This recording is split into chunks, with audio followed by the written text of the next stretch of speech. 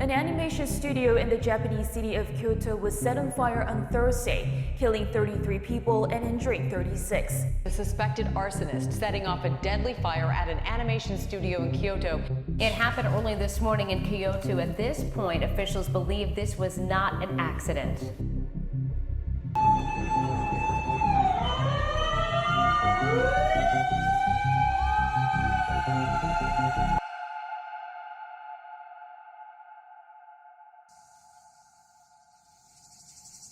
October, Saitama Prefecture. A man is sitting alone in his home during one night watching anime. His name is Shinji Aoba, a reclusive man who broke all contact to friends, family, and the outside world. In other words, a hikikomori. Over time, the loneliness made him bitter and disturbed, and what he would see next would put him over the edge. As he is watching one of his favorite animes called Tsurune, he sees a scene that is a little too familiar to him. In the scene, the characters are buying discounted meat and have little conversation. This was almost identical to the script I wrote and sent to the same animation studio where this anime is from, he thinks. The Kyoto animation studio stole from him, he believes. This studio holds a yearly contest for talented writers to show what they can do, called the Kyoto Animation Awards, with a possibility of winning 1 million yen or $7,000. Shinji sent his script in the hopes of winning, and now believed that they stole his idea and didn't give him his prize money. Shinji was beyond angry, and he was going to show the whole studio how he felt. He spent the next few hours searching up the email addresses of the employees of the animation studio and kept sending them anonymous death threats until the sun went up. When the employees arrived in the morning of the next day and started their computers, everyone was terrified of the emails in the inbox. So terrified, in fact, that they called up the police. The police also took the messages very seriously and made sure that there was police patrols on a regular basis.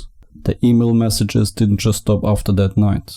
This went on for a while, until one day the emails just stopped. The animation studio was relieved, and the police thought whoever was responsible for those messages calmed down and stopped looking after the building. Shinji went on with his days, and everything seemed to calm down until... Is that my fucking neighbor? Shinji slams against the wall. Shut up! He shouts. The neighbor and Shinji had a lot of falling outs over the years over noise, but the neighbor wanted to come over and calm Shinji down, as it wasn't him who made the noise but another neighbor. When Shinji opened the door, he held the neighbor by the collar of his shirt and said, "Shut up, I'm going to kill you, I have nothing to lose," and slammed the door shut. Terrified by the amount of aggression from Shinji, the neighbor went to the police to report him, but when he came back with the police, Shinji was gone. For Shinji, this was the final straw. He hated his neighbor, his life, society, and especially Kyoto Animation for stealing from him. After he left the apartment, he immediately went to the train station and boarded the next train to Kyoto. He already knew what he wanted to do when he gets there. Visit some places from his favorite animes that play in Kyoto, and then buy all the stuff necessary to commit an arson attack. He is first spotted on the 15th of August 2019, walking around Kyoto, and in the coming days he will be captured by security cameras around the city. At around 10 AM of the 18th, Shinji was captured on CCTV for the last time pushing around a trolley with some gasoline he filled up at the petrol station. He makes his way towards the Kyoto Animation Studio with sad gasoline and a lighter, and after arriving, leaves the trolley in front of the entrance and steps inside. Fire! Smoke! People panicking. 70 people are inside the building and must make split-second decisions on how to escape. Immediately after the fire started, it engulfed the spiral staircase of the building, making it impossible to use as an escape. People from the bottom floor can flee by jumping out of the windows or running towards various exits. On the second of 3 floors, people saw the fire blocking their escape through the stairs to the bottom, and so they had 2 options: jumping out of the window or taking the emergency stairs upstairs. They had to decide within 30 seconds and 1 minute on what to do, as after 30 seconds the floor was filled with smoke, and after 1 minute the fire and gas increased the temperature to 100 to up to 300 degrees, making it impossible to survive. Unfortunately, the people on the second floor couldn't react quick enough and got caught by the flames before being able to escape.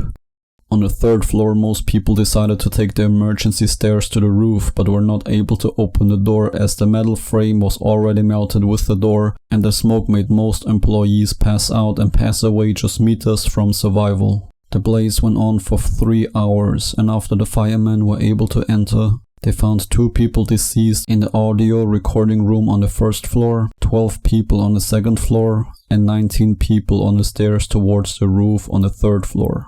3 people died later in hospital. 36 people lost their life in total, an absolute tragic way to lose so many lives. And what happened to Shinji?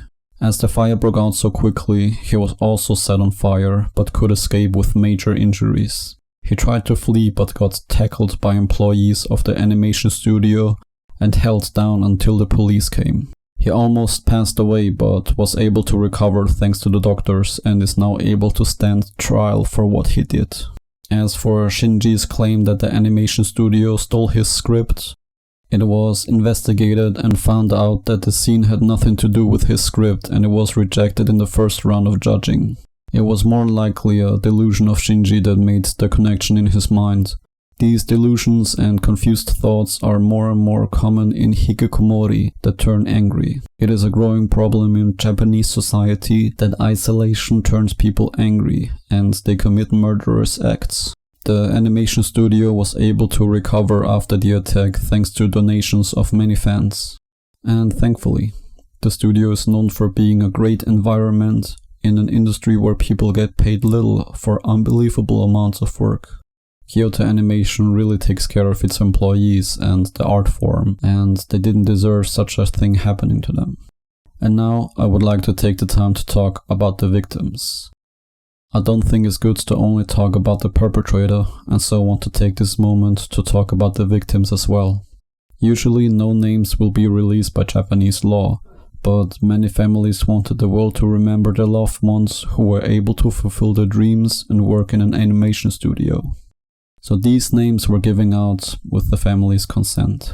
Yasuhiro Takemoto, he died age 47. Futoshi Nishiya, 37, Yoshii Kigami, 61, Junichi Uda, 34, Sachi Tsuda, 41, Mikiko Watanabe, 35, Yuki Omura, 23, Yuka Kasama, 22, Ami Kuriki, 30, Keisuke Yokota, 34, Shoku Terawaki, or by pen name Shoku Ikeda, 44, Atsushi Ishida, 31, Megumi Ono, 21, Maruko Tatsunari, 31, and Shiho Morisaki, 27. Sorry if any of those names weren't said correctly. Those people followed their dreams and until their last moments were able to do what they loved most.